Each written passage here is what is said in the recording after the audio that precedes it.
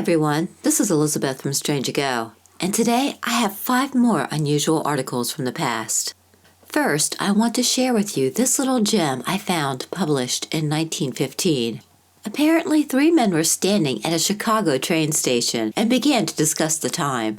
Each of the 3 men had a different time on their watches, and they all thought that their watch showed the correct time. Well, the argument over the exact time became extremely heated, and the train conductor had to call the police. As a result, all 3 men were arrested.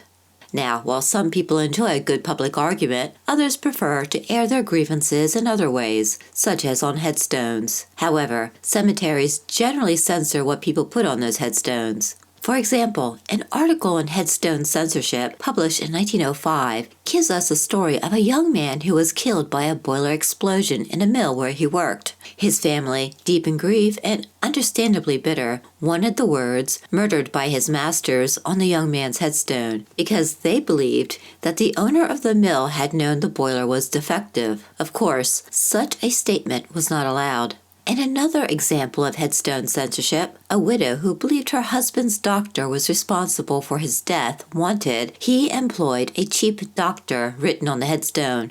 Her request was denied because the statement could lead to her getting sued.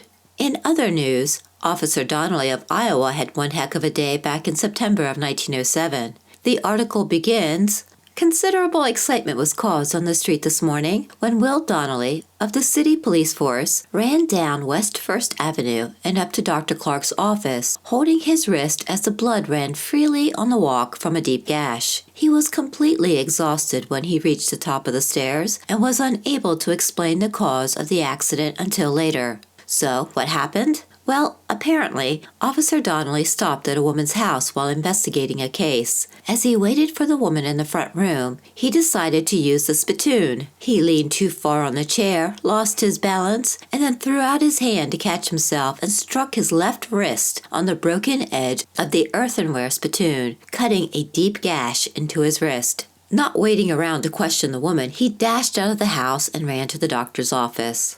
Now, imagine entering a burning house and being assaulted by terrified chickens. This happened in 1913, San Jose, California, after an airtight heater exploded. The homeowner was described as an elderly, eccentric woman. No one knew until the fire that she had been living in a house filled with chickens. The report states, as the firemen fought the flames, singed bantams and larger fowls with their feathers burned darted between their legs. As for the elderly woman, she survived the initial explosion but was severely burned. Still, this seems like a great setup for a classic murder mystery story. And finally, we come to my favorite What the Fork article of the day. In Los Angeles, James Plunkett began coughing up blood. His family believed he was dying of consumption and began preparing for the worst when one day, in January of 1902, James coughed up the tip of a bayonet and began to get well again. It was quickly discovered that while he served with the 41st Volunteer Infantry, he used his bayonet as a can opener.